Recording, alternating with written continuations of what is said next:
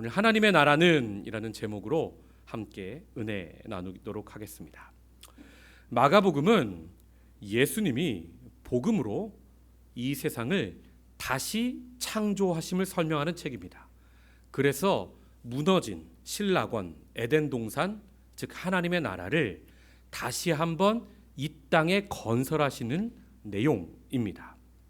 사람이 죄로 망가뜨린 피조세계 그 자체를 복음의 말씀으로 재창조하시는 거죠. 창세기의 말씀으로 천지를 창조하셨던 것처럼 말씀으로 다시 세우시고 부르시고 고치시고 우리를 새롭게 하시는 겁니다. 그래서 하나님의 나라가 가까이 왔으니 회개하고 복음을 믿어라. 바로 이 말씀이 예수님 공생애의 첫 번째 메시지이자 핵심 메시지입니다. 예수님께서는 이 하나님 나라의 복음을 전하기 위해 매우 바쁘게 갈릴리 지역을 전도하러 다니신 것을 봅니다. 그래서 지난주에 1장부터 3장 내용을 예수님 갈릴리 1차 전도 사역이라 말씀드렸습니다. 그 전도 사역의 시작이 어떠합니까?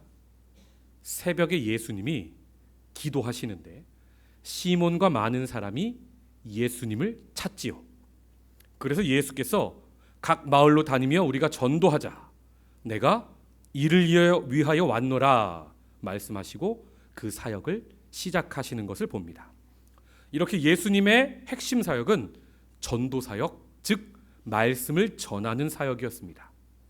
그런데 여러분, 그 말씀 사역은 말로만, 입으로만 하는 사역은 아니었습니다. 예수님 앞에 나온 나병 환자, 더러워서 부정해서 아무도 만지지 않고 피하던 그 사람을 예수님이 불쌍히 여겨주시죠. 그리고 그 사람에게 일부러 말씀으로만 고치실 수 있는데 손을 대십니다. 왜요? 다른 누구도 그 사람을 만지지 않으니까 이미 마음의 질병이 더 심하였던 겁니다. 그 마음부터 치료해 주시는 것을 봅니다. 그리고 말씀으로 그 병을 고치십니다. 이렇게 말씀과 함께 마음 아픈 공감, 또 사랑의 수고, 이게 합쳐지니까 그 말씀의 능력이 나타나는 것을 봅니다. 이런 예수님의 사역을 통해 참 많은 사람이 그분을 믿고 따르기 시작합니다. 사역이 너무 많아지고 예수님을 따르는 무리가 너무 많아지자 예수님께서는 어떻게 하십니까? 12 제자를 세우십니다. 자신과 함께 다니며 사역을 하게 하시는 거죠. 전도도 하게 하시고 귀신을 내쫓게 하시는 겁니다. 예수님께서 제자들과 함께 그렇게 열심히 하나님 나라의 복음을 전하였는데 그 열매는 어떠하였습니까? 3장 마지막에 보시면 바리새인들이 예수님 보고 귀신의 왕 바알세붑 들렸다고 말하는 겁니다. 예수님의 친족이 와서 미쳤다 말합니다. 이렇게 예수님 전도 사역의 열매가 극과 극으로 나뉘는 것을 봅니다. 어떤 사람들은 자신의 모든 것을 버려두고 예수님을 따릅니다. 그런데 어떤 사람들은 예수님을 미쳤다 하고 심지어 죽이려고까지 합니다. 사랑하는 성도 여러분, 바로 이 극과 극의 반응이 오늘 예수님께서 마가복음 4장에 마음밭의 비유를 이야기하시는 배경이 되는 겁니다. 왜요? 어떤 사람은 말씀 듣고 회개하고 복음을 믿어 하나님 나라의 백성이 되죠. 그런데 어떤 사람은 예수 미쳤다 하고 죽이려 하는 겁니다. 예수님께서는 지금 이 비유를 통해 예수님이 전하시는 말씀, 복음이 문제가 아니라 말씀을 듣는 사람들의 마음이 문제라는 것을 알려주시는 겁니다. 그래서 이 네 가지 마음밭 비유에는 사실 예수님의 기쁜 마음도 들어있지만 동시에 예수님의 안타까운 마음이 많이 들어있는 것을 봅니다. 오늘 본문을 통해 우리는 지금 예수님의 기쁨인지 아니면 예수님의 안타까움인지 함께 살펴보기 원합니다. 본문 3절의 말씀입니다. 함께 읽을까요? 시작. 들으라, 씨를 뿌리는 자가 뿌리러 나가서. 아멘. 예수님은 들어라 말씀하시며 비유를 시작하십니다. 여기서 씨를 뿌리는 자는 농부이신 하나님이시고 씨는 말씀입니다. 마가복음 1장부터 3장의 예수님 사역을 씨를 뿌린 일로 설명하시는 겁니다. 그리고 마태복음을 보면 이 비유를, 씨 뿌리는 자 비유를 하나님 나라의 비유라고 설명하십니다. 즉 하나님께서는 예수님을 보내서 지금 하나님의 나라를 이 땅에 세우기 위해 말씀의 씨앗을 뿌린다 설명하시는 겁니다. 하나님의 나라는 이렇게 말씀을 뿌림으로 시작하고 말씀을 통하여 세우는 것을 봅니다. 반면 세상 나라들, 세상의 제국은 무엇으로 세웁니까? 힘으로 세웁니다. 그 힘이 그 시대에는 칼이요, 지금 시대에는 돈입니다. 하나님 나라는 이렇게 시작부터 세상 나라와는 완전히 가치가 다르고 종류가 다른 나라임을 알 수 있습니다. 요한복음을 보면 예수님께서 하나님의 나라와 세상 나라의 차이를 이렇게 설명하십니다. 요한복음 18장 36절을 함께 읽겠습니다. 시작. 예수께서 대답하시되 내 나라는 이 세상에 속한 것이 아니니라. 만일 내 나라가 이 세상에 속한 것이었더라면 내 종들이 싸워 나로 유대인들에게 넘겨지지 않게 하였으리라. 이제 내 나라는 여기에 속한 것이 아니니라. 아멘. 이 말씀은 예수님께서 십자가에 못 박히시기 전 총독 빌라도에게 하신 말씀입니다. 여기서 내 나라는 이 세상에 속한 것이 아니다라는 말을 예수님 하셨죠. 그런데 사람들이 이 말을 잘못 해석했습니다. 그래서 하나님의 나라를 이 땅에 임하는 게 아닌 죽어서 저기 먼 하늘에 있는 저 피 안의 영적인 세계에 가는 것으로 오해하였습니다. 이 말은 그런 말이 아닙니다. 이 말은 하나님 나라가 먼 곳, 피상적이고도 추상적이고도 영적인 곳에 있다는 말이 아니라 하나님의 나라는 지금 여기 있는 세상 나라와 함께 있는데 본질상 세상 나라와 그 종류가 완전히 다르다라는 뜻입니다. 내가 지금 12영도 더 되는 무력으로 너희를 충분히 제압할 수 있지만 나는 세상 나라와 달라서 그렇게 하지 않는다 말씀하는 겁니다. 예수님을 따르는 무리들이 폭력으로 예수님의 십자가 고난을 막을 수도 있었지만 예수님께서 그것을 허락하시지 않는 겁니다. 그래서 예수님께서 잡히시던 그 밤 대제사장의 종 말고의 귀를 칼로 내리쳐서 떨어뜨린 수제자 베드로에게 예수님이 무엇라 말씀하십니까? 마태복음 26장 52절을 함께 읽겠습니다. 시작. 이에 예수께서 이르시되 네 칼을 도로 칼집에 꽂으라.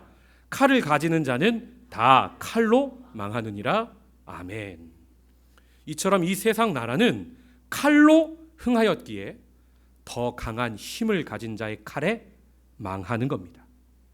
그러나 하나님의 나라는 영원한 하나님의 말씀으로 세우기에 결코 망하지 않습니다. 그리고 그 나라를 세우는 그 말씀의 본질은 무엇입니까? 사랑입니다.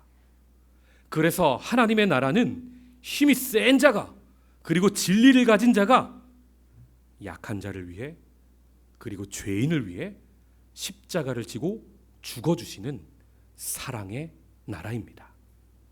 요한복음 12장 24절을 함께 읽겠습니다. 시작. 내가 진실로 진실로 너희에게 이르노니 한 알의 밀이 땅에 떨어져 죽지 아니하면 한 알 그대로 있고 죽으면 많은 열매를 맺느니라. 아멘. 그래서 말씀이신 예수, 왕이신 예수, 진리이신 예수가 죄인도 원수도 하나님 나라 백성 삼기 위해 한 알의 밀알이 되어 죽어주시는 겁니다. 하나님의 나라는 이렇게 말씀으로 시작하고 십자가 사랑으로 완성되며 종래에 예수님의 재림으로 온전히 성취되는 나라입니다. 다시 시작으로 돌아와서 그 하나님의 나라를 세우기 위해 예수님은 지금 말씀의 씨앗을 뿌리고 계십니다. 그런데 사람들이 그 말씀에 어떻게 반응합니까? 예수님은 말씀에 대한 사람들의 반응으로 네 가지 마음을 설명하십니다. 첫 번째는 길가밭입니다. 4절의 말씀을 함께 읽겠습니다. 시작. 뿌릴새 더러는 길가에 떨어짐에 새들이 와서 먹어버렸고. 예수님이 이 길가밭을 후에 집에서 제자들에게 비유를 풀어주신 것을 보면 새는 사탄을 가리킵니다. 15절을 보면 길가밭은 어떤 밭입니까? 말씀을 들었을 때에 사탄이 즉시 와서 그들에게 뿌려진 말씀을 빼앗는 것이요. 여러분, 길가밭에서 길은 어떤 장소입니까? 사람이 머무는 곳이 아닌 지나가는 공간입니다. 사람들이 다른 목적을 가지고 목적지를 향해 잠시 통과만 하는 곳입니다. 그래서 길에는 바쁨이 있고 분주함이 있습니다. 길가밭은 늘 바쁘고 자기 목적이 따로 있어서 진짜 하나님 말씀은 아무리 교회에 나와 하나님 앞에 서도 들리지가 않는 겁니다. 이사야 1장 12절을 보면 하나님께서 선지자를 통해 이스라엘 백성에게 이렇게 말씀하십니다. 함께 읽어볼까요? 시작. 너희가 내 앞에 보이러 오니 이것을 누가 너희에게 요구하였느냐? 내 마당만 밟을 뿐이니라. 아멘. 길가밭은 이렇게 육신은 하나님 앞에 나와 말씀을 듣기는 하는데 마음은 전혀 다른 곳에 가 있는 사람입니다. 그래서 길가밭은 하나님과의 어떤 인격적인 만남, 영적인 케미스트리가 전혀 없습니다. 그래서 회개가 불가능합니다. 지금 예수님의 1차 전도 사역의 결론으로 마음밭 비유를 말씀하시는데 구체적으로 길가밭은 누구를 가리키는 겁니까? 예수님을 귀신 들렸다 하고 죽이려 하였던 바리새인과 서기관들이 바로 길가밭입니다. 2000년이 지난 지금도 교회 안에 이런 사람들이 사실 많이 있습니다. 입으로는 하나님을 안다 하지만 인격적으로는 그리고 삶으로는 전혀 하나님과 무관한 사람들이지요. 교회에서 봉사도 하지만 하나님을 사랑해서 하는 게 아니라 자기를 드러내기 위해 합니다. 예배도 드리지만 예배 안에 전혀 하나님과의 교제가 없습니다. 마당만 밟고 가는 겁니다. 교회와 주보를 펼치면 오타 찾기에 바쁘고 말씀을 들으면 설교 평가하기에 바쁘고 교회에 중요한 일이 있어도 아이고 나는 바빠서 안 됩니다 하는 사람들. 이런 사람들 공통점은 경건의 모양은 있으나 경건의 능력은 전혀 없습니다. 그래서 예수를 10년, 20년, 30년 믿어도 성장이 없고 성숙이 없는 사람이 됩니다. 영적 어린아이이지요. 육신의 나이만 먹는 겁니다. 이런 사람 대부분이 바로 길가밭입니다. 이런 사람들을 향해 주님 말씀하십니다. 마태복음 3장 2절. 회개하라 천국이 가까이 왔느니라. 마태복음 7장 21절.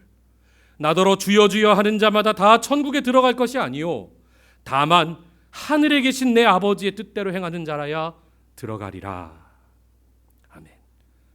둘째는 돌밭입니다. 마가복음 4장 5절과 6절의 말씀을 함께 읽겠습니다. 시작.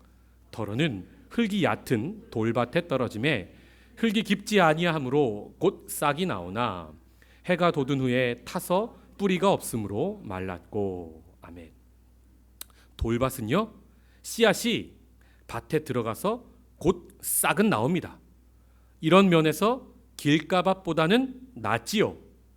그런데 뿌리가 없습니다. 그래서 곧 해가 돋아 뜨거운 기운이 닥치면 말라 죽습니다. 예수님께서 돌밭을 이렇게 설명하십니다. 16절과 17절의 말씀입니다. 또 이와 같이 돌밭에 뿌려졌다는 것은 이들을 가리킴이니 곧 말씀을 들을 때에 즉시 기쁨으로 받으나 그 속에 뿌리가 없어 잠깐 견디다가 말씀으로 인하여 환난이나 박해가 일어나는 때에는 곧 넘어지는 자요. 돌밭은 이렇게 말씀을 듣고 기쁨이 있습니다. 그래서 인격적으로 예수님도 영접합니다. 신앙생활 처음에 감격과 감사가 넘칩니다. 그래서 봉사도 하고 열정적으로 전도도 하고 늘 입에 간증이 넘칩니다. 교회에서 연초에 이런 분들이 있으면 교회가 참 활력이 넘치고 은혜가 가득하지요. 그런데 여러분, 연말쯤 가면 이런 분들이 어디로 사라졌는지 교회에서 그 모습이 보이지를 않습니다. 아는 사람에게 물어보면 관계 문제, 물질 문제 등으로 마음이 상해서 교회 떠났다는 이야기를 듣게 됩니다. 이런 사람 대부분이 바로 돌밭입니다. 본문에 해가 돋았다는 것은 무엇입니까? 환난, 박해, 어려움이 닥치는 것을 말합니다. 그때 뿌리가 없으므로 싹이 말라 죽어버립니다. 이처럼 신앙생활, 말씀생활 초기에 기쁨이 있고 은혜도 있지만 어려움이 닥치면 흔들리고 쓰러지고 넘어지게 됩니다.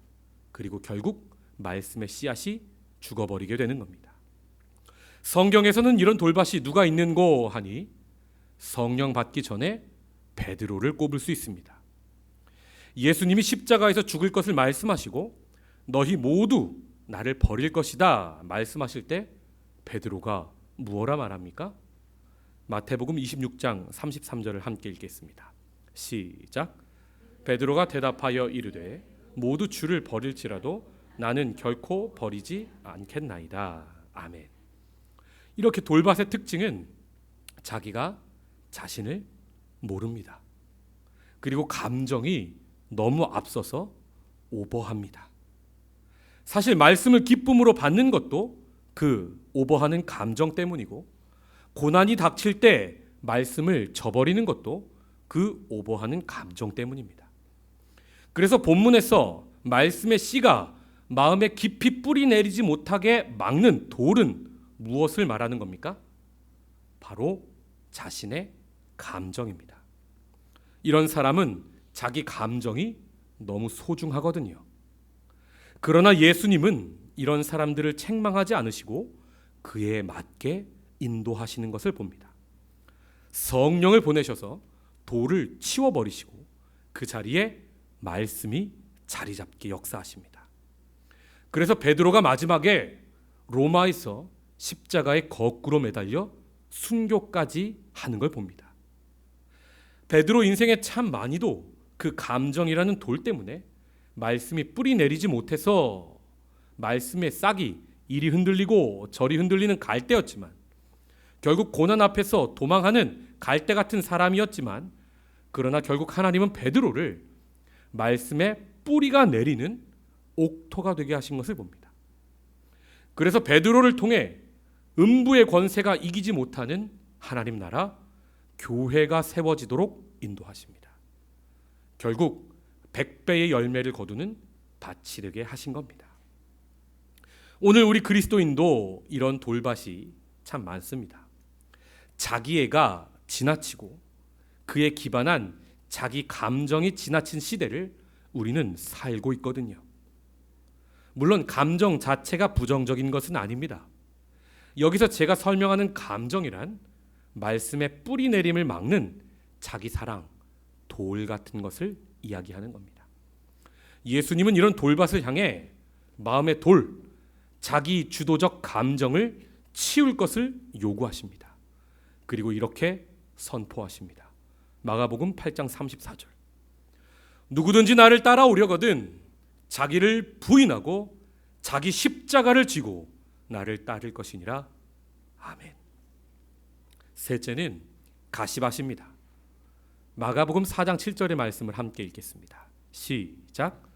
더러는 가시떨기에 떨어짐에 가시가 자라 기운을 막음으로 결실하지 못하였고. 가시밭에서 가시는 무엇입니까? 예수님의 해설을 보겠습니다. 18절 19절 말씀. 또 어떤 이는 가시떨기에 뿌려진 자니 이들은 말씀을 듣기는 하되 세상의 염려와 재물의 유혹과 기타 욕심이 들어와 말씀을 막아 결실하지 못하게 되는 자요. 가시는 세상 염려, 돈의 유혹, 또 여러 가지 욕심을 말합니다. 그래서 가시밭은 말씀을 통해 처음에 인격적으로 하나님을 만나기는 합니다. 예수를 나의 구주로 삼습니다. 그래서 교회에서 직분도 받고 오랫동안 봉사도 합니다. 돌밭보다도 꽤나 안정적으로 신앙생활을 하는 겁니다. 그런데 가장 마지막 결정적인 순간에 세상의 유혹에 넘어가 열매 맺지를 못합니다. 그래서 그동안 기도와 땀과 눈물을 너무 아깝게 도루묵으로 만들어버리는 사람을 봅니다. 가시밭인 사람이 계속되는 마지막 시험에 넘어지면 나중에는 이중적인 신앙인이 되어버립니다. 교회에서는 신앙생활에 열심인데 세상에서는 또 세상 쾌락도 쫓는 겁니다. 이런 사람을 가리켜 성경에서는 두 주인을 섬기는 사람이라 합니다. 예수도 오케이, 세상도 오케이. 성경에서는 대표적으로 예수님께서 예루살렘 가시던 길에서 만난 부자 청년을 예로 들 수 있습니다. 마가복음 10장 17절을 함께 읽겠습니다. 시작. 예수께서 길에 나가실새 한 사람이 달려와서 꿇어 앉아 묻자오되 선한 선생님이여 내가 무엇을 하여야 영생을 얻으리이까. 이 청년은 예수 앞에 와서 무릎 꿇고 영생을 구합니다. 이런 그에게 예수님이 하나님의 말씀을 지키라고 하시자 청년이 그건 어려서부터 내가 다 지켰습니다 합니다. 그러자 예수님께서 이렇게 말씀하십니다. 10장 21절. 예수께서 그를 보시고 사랑하사 이르시되 너에게 아직도 한 가지 부족한 것이 있으니 가서 너에게 있는 것을 다 팔아 가난한 자들에게 주라. 그리하면 하늘에서 보화가 너에게 있으리라. 그리고 와서 나를 따르라. 여러분, 마가복음 10장이면 예수님께서 예루살렘 가셔서 십자가 지시기 바로 직전입니다. 그 마지막에 마지막 제자의 자리로, 그 영광의 자리로 예수님이 그를 너무 사랑해서 초대하셨던 겁니다. 그런데 이 청년이 예수님의 부르심에 어떻게 반응합니까? 22절의 말씀. 그 사람은 재물이 많은 고로 이 말씀으로 인하여 슬픈 기색을 띠고 근심하며 가니라. 이 청년은 지금 평생 하나님과 돈을 겸하여 섬기다 예수님의 마지막 부르심에 결국 하나님의 나라를 포기하고 이 세상 돈을, 쾌락을 선택하고 있는 겁니다. 오늘날 우리는 참 풍요로운 시대를 살고 있습니다. 그 넘쳐나는 풍요와 쾌락이 우리를 늘 유혹합니다. 그것을 즐기려면 더 많이 벌라고, 더 많이 가져야 한다고 세상이 우리를 세뇌하지요. 모두 그렇게 사니까 마치 그게 당연한 것만 같습니다. 우리 그리스도인들도 핍박보다 이렇게 무서운 유혹에 자연스레 노출되어 있습니다. 우리 오늘 말씀 앞에 한번 겸손히 나를 돌아봅시다. 내가 가시밭은 아닙니까? 나는 두 주인을 겸하여 섬기고 있지 않습니까? 예수님이 왕으로 다시 이 땅에 오시는 게 정말 기대됩니까? 그래서 그분의 나라의 백성으로 지금 고난 받을지라도 말씀을 지키며 사는 것이 정말 행복하십니까? 예수님은 가시밭을 향해 이렇게 말씀하십니다. 마태복음 6장 24절의 말씀. 한 사람이 두 주인을 섬기지 못할 것이니 혹 이를 미워하고 저를 사랑하거나 혹 이를 중히 여기고 저를 경히 여김이라. 너희가 하나님과 재물을 겸하여 섬기지 못하느니라. 아멘. 넷째는 좋은 밭입니다. 마가복음 4장 8절을 함께 읽겠습니다. 시작. 더러는 좋은 땅에 떨어짐에 자라 무성하여 결실하였으니 30배나 60배나 100배가 되었느니라 하시고. 아멘. 좋은 밭에 대해서는 예수님의 설명도 비유처럼 참 쉽습니다. 20절입니다. 좋은 땅에 뿌려졌다는 것은 곧 말씀을 듣고 받아 30배나 60배나 100배의 결실을 하는 자니라. 아멘. 좋은 밭이란 말씀을 듣고 받아 100배까지 자라 열매를 맺는 사람을 의미합니다. 여기서 말씀을 듣는 것은 사실 앞에 세 밭도 다 하죠. 그런데 그 다음 말씀을 받아라는 말이 참 중요합니다.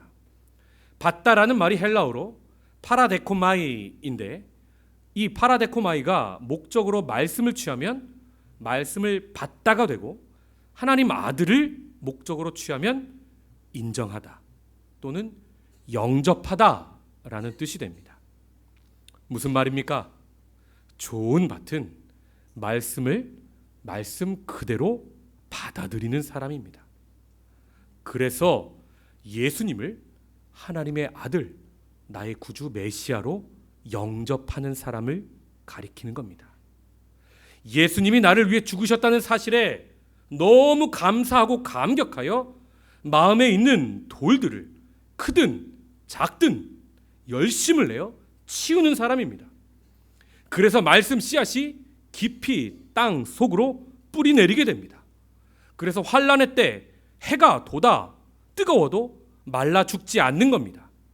또 세상 즐거움 다 버리고 세상 자랑 다 버려서 그 가시를 모두 제거해 버립니다. 그래서 말씀에 싹이 나서 자라도 찌를 가시가 없는 겁니다. 그래서 풍성한 열매를 맺어 농부이신 하나님의 기쁨이 됩니다. 여기서 좋은 밭이 맺는 열매란 무엇입니까? 집사님이 기도해 주신 것처럼 회개에 합당한 열매요, 빛의 열매요, 성령의 9가지 열매입니다. 이런 좋은 밭이 교회에 많으면 교회가 어떤 어려움이 있어도 흔들리지 않습니다. 오히려 어려움 속에서 더 하나가 되고 더 기쁨이 넘치는 것을 봅니다. 성경에서는 대표적으로 예수님의 어머니 마리아 그리고 아버지 요셉을 좋은 밭의 예로 들 수 있습니다. 여러분, 그 당시에 처녀가 아이를 잉태하면 어떻게 됩니까?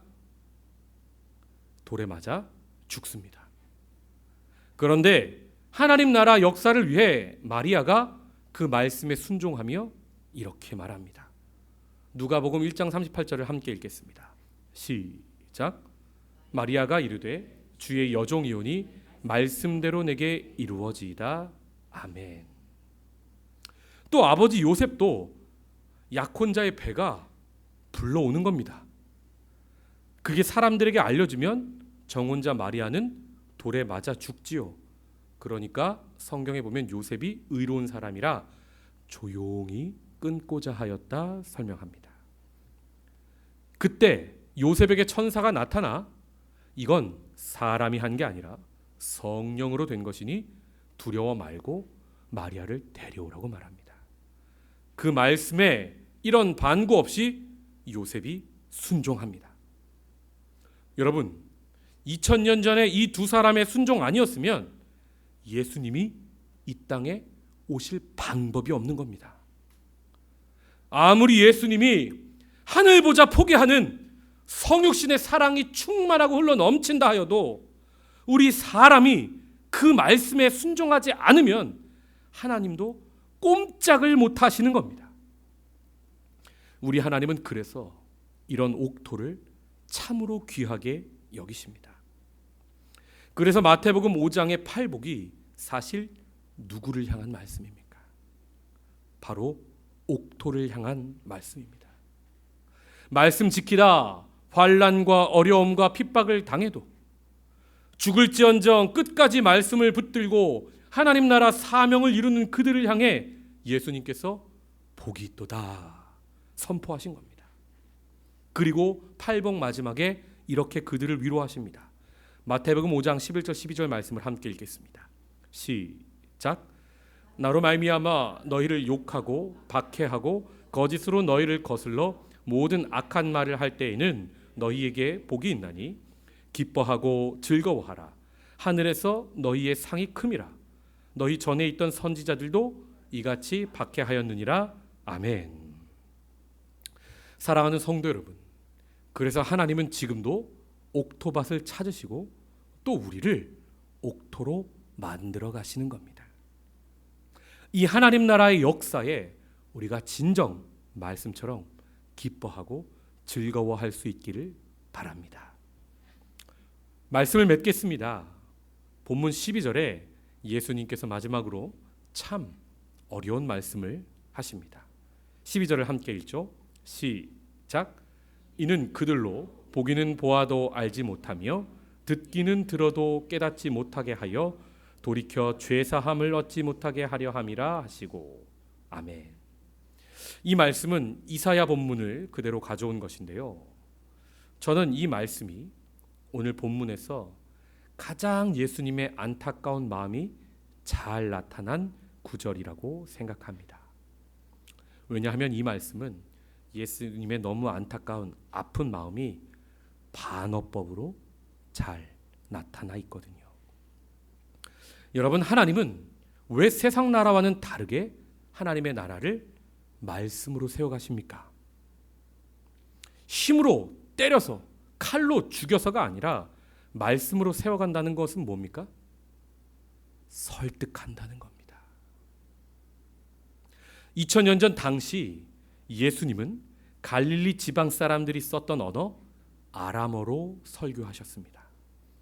그리고 성경은 또 헬라어로 기록되도록 인도하셨습니다. 왜요? 듣고 보는 사람이 좀 하나님 말씀을 알아들으라고요. 또 비유로 말씀하신 이유는 무엇입니까? 그 비유 대부분이 당시 가난한 사람들이 삶에서 겪었던 그 삶 자체가 담겨 있는 비유였습니다. 그래서 예수님 말씀은 참으로 쉽게 사람들이 알아들을 수 있었습니다. 그래서 사람들이 예수님의 가르침에 매우 놀라는 것도 봅니다. 그런데 바리새인과 서기관은 그 말씀을 듣고 어떠하였습니까? 귀가 있는데 말씀을 듣지를 못하는 겁니다. 눈이 있는데 하나님의 아들을, 그토록 기다리던 메시아를 보지 못하는 겁니다. 오히려 적반하장 죽이려 듭니다. 예수님은 지금 말씀을 그렇게 가르쳐도, 쉽게 비유로 말씀을 해도 알아듣지 못하는 나머지 세 가지 마음밭에 좀 알아들어라, 반어법을 사용하시면서 저렇게 말씀하고 계시는 겁니다. 여러분, 돌아가신 제 아버님이 생전에 저 사춘기 때 저를 혼내시면서 너무 화가 나셔서 나가 이놈아 하신 적이 있었습니다. 그래서 제가 그 말씀에 순종해서 며칠 집을 나간 적이 있었습니다. 저는 옥토거든요. 여러분, 청개구리 같죠? 제가 참. 아버님이 나가 이놈아 하신 게 진짜 아들 보고 나가라는 겁니까? 아빠 마음 좀 알아듣고 잘못했다고 싹싹 빌라는 말인 거죠. 본문의 예수님 말씀은 무슨 말입니까? 회개하라는 겁니다. 회개하고 복음을 좀 믿으라는 겁니다. 왜요? 지금 하나님의 나라가 가까이 왔으니까요. 사랑하는 여러분, 오늘 이 하나님 나라의 비밀이 우리에게도 전해졌는데 우리도 예수님의 안타까운 마음을 좀 알기 원하고, 또 그래서 새로운 마음, 새로운 부대, 좋은 밭이 되어서 회개에 합당한 열매, 빛의 열매, 성령의 9가지 열매 맺는 저와 여러분 되시길 주님의 이름으로 축복합니다. 기도하겠습니다.